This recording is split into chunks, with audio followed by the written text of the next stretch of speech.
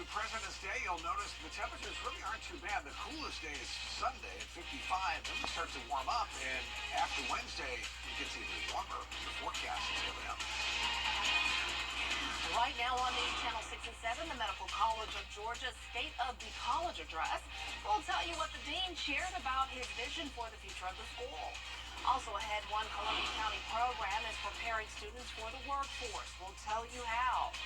And the lack of bus drivers in Aiken County, how the Board of Education plans to fix the issue, as your News at 7 starts now. Live from Television Park, this is WJBF News Channel 6 at 7.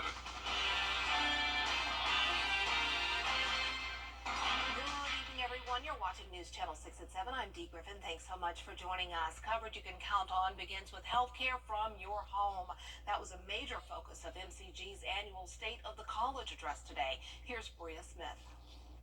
We know the traditional experience of physician and patient, but this is, they're really training us for the future, which is great. Some of those improvements are actually expansions, like a new hospital coming to Columbia County in the near future. We're excited about it. You know, we've been looking for a hospital in Columbia County for, about a decade now. And Columbia County is booming, it's growing. And so I think we need a hospital there. I think the county thinks we need a hospital there. So we'll be able to serve those patients out there. But during Friday afternoon's address, Dr. Hess emphasized the importance of telehealth within MCG. And now the exciting thing about hospital in the home, this will hopefully be the first place it's done in Georgia soon. And that's really important because, a lot of people don't want to come to the hospital. A lot of times they don't have beds. They wait in the ED sometimes for days. It's a problem everywhere in the country. Manasa Javangula is a first-year medical student and says MCG has paved the way for a solid medical education so far, preparing her to be a physician. As students who are vocal and advocates for our patients and future patients, and that's something that they find very important for us. And speaking of physicians, Georgia's lack of physicians is a serious matter that both Dr. Hess and Javangula hope to relieve student by student and growth by growth. I think we're definitely looking forward to more residency spots and more teaching. I think MCG's, it being a teaching hospital, it really focuses on that, and it's a great learning experience from medical students all the way through your final year of residency. So adding a new hospital will add more opportunities for us and bringing more students in, which it's important to address the shortage here in Georgia. So I'm hoping that'll be good for us and them. Well, it is time to take a first look at our weather with Chief Meteorologist Tim Miller, and a lot of people are revving up their plans for the weekend and want to know, how's the weather? What's going on, Yeah. right? All right, well, let's talk about that. Let's find what to expect in just a few minutes. Steve? Okay, we'll see you then. Thanks so much. Well, Aiken County school leaders are discussing bus driver shortages in the district. Aiken Bureau Chief Sean Cabbage-Talk has more. We can't just accept it and then allow it to continue the way that it is going. At a recent meeting, school board member Deborah Tyler speaks about the bus shortage concerns at schools, including Busby Elementary, A.L. Corbett Middle, and Wagner Sally High School. And some days they're there till like 7 p.m. to make sure that every child has boarded a bus to go home. Literally carrying some kindergarten kids to the bus because they've fallen asleep, because after an exhausting day, it's now 5:30 or 6 o'clock. Tyler highlights the educational impact, including missed class times and canceled field trips, as well as challenges for students who rely on school breakfast. But because of their late arrival, they're only able to grab like maybe a cheese stick and eat it on the way to class. I mean, there's absolutely no excuse.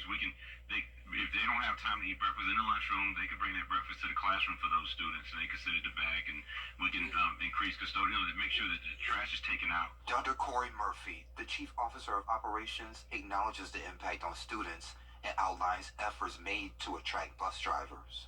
Now there's a quarterly bonus that we're offering those that come back, and so over the course of the year, their salary will be much higher than even that of other bus drivers in other areas, and we've been unsuccessful. Meanwhile, Tyler suggests exploring creative alternatives involving adjusting the timing and order of bus routes. Funding is always an issue, but it's not fair. It's not fair because some of our kids, that exposure is very important. In Aiken County, I'm Aiken Bureau Chief Sean Cabbage-Talk, WJBF News Channel 6. A A Burke County fifth grader receives a huge honor. Annie Hickman, a student at Blakeney Elementary, found out today that she's been named the Distinguished Elementary Gifted Student of the state of Georgia for the state of Georgia. The award recognizes a student who demonstrates many good qualities, including a desire to help others. For several years, Annie has worked to try and bring a dog park to Waynesboro. I'm really happy because I've been working for this dream of mine for almost 2 years, and I really didn't know like it would actually happen, and I'm so happy right now. Annie will be recognized at the Georgia Association for Gifted Children Conference in Columbus, Georgia in March. She'll receive a $500 scholarship. Well, this weekend, an Augusta woman is receiving an honor from President Joe Biden. Ebony Brown founded Brown Girls Code in 2019. It helps expose girls of color to STEM-based fields and coding. The program has expanded and trains young girls across 26 states with plans to expand internationally. Brown's work has caught the attention of the White House through a woman who nominated her. Tomorrow, she'll be receiving the Presidential Lifetime Achievement Award given by Dr. Sharon J. Brown of the School of the Great Commission Professional Training Institute Bible College. I'm very grateful because I do know a lot of folks that are working in the community tirelessly. Sometimes they don't get, recognized for what they're doing, but they do it out of love and out of passion, which is what I do as well. Ebony Brown will receive her award tomorrow in Atlanta during a special ceremony presented by the Bible College and Dr. Sharon J. Brown, who is also giving her the honorary doctorate. So she'll be Dr. Ebony Brown from the college. To learn more about her program, visit browngirlscode.org.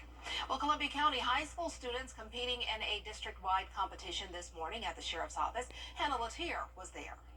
It's the county's 4th annual Career, Technical, and Agricultural Education Showcase, where students get to show off their skills and compete to win big prizes. So it began with just automotive, the automotive pathway. It was highly successful, and so we opened it up to all the pathways within the school system. Culinary, cosmetology, law enforcement, teaching, business, welding, agriculture, there's a bunch of them.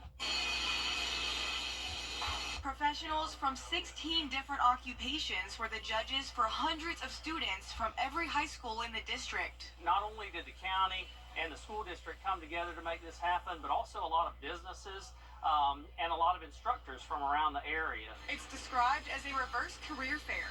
This is where businesses get to see the work-ready skills that students are learning while they're in high school. So we're able to not only showcase our students, but also show them what jobs and areas they may want to go into in the workforce in the future.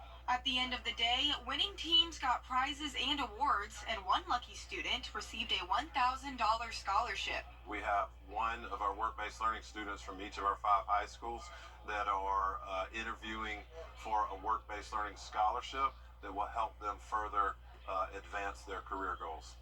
This is something the county plans on doing for years into the future, and leaders want to make it even more engaging for the students next year.